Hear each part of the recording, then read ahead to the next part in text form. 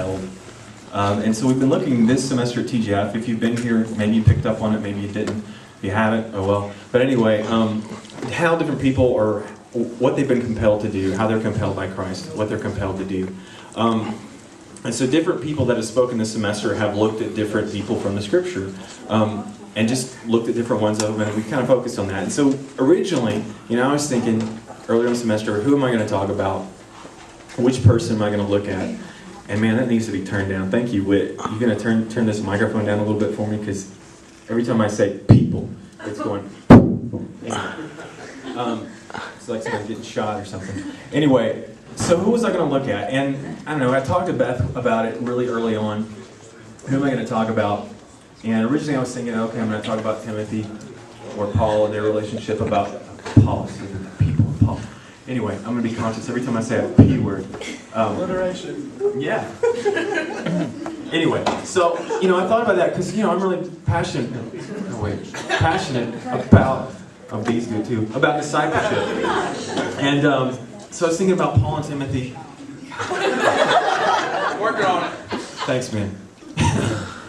And just their relationship and that discipleship stuff. And, I'm real passionate about that, and I really wanted to get that across to you. But as it's gotten closer, and I just kind of was trying to think, who do I want to talk about? Do I want to do that or not? And I'm kind of backed away from that. And really just this week decided, really who I want to look at today is another P name, actually. It's Peter, ironically. Maybe I should just call him Simon.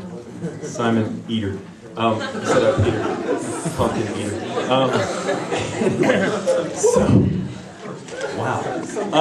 Anyway, so I want to look at Peter today. Good old Peter.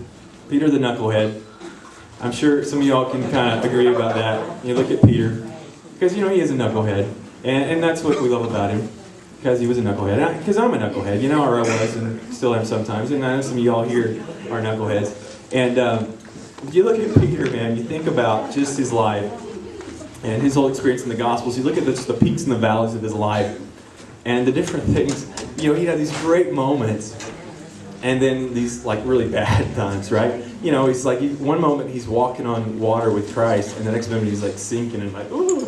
One moment he's having this great confession and being applauded for it, and the next minute Jesus is rebuking him, saying, "Get behind me, Satan." So Peter, like a lot of us, has these peaks and these valleys, and just these moments that are great and the moments that are not so great. From all that, even to one moment he's willing to fight for Jesus and cut somebody's ear off and stuff, and the next moment he's scared to death because some little girl is going, "Weren't you up there with?" He's gonna fight, but then he's scared of a little kid. So it's just kind of even you can look at the further on in the New Testament when he has this boldness. In Acts, in Pentecost, he's preaching to the people. It's still with me, preaching to the people.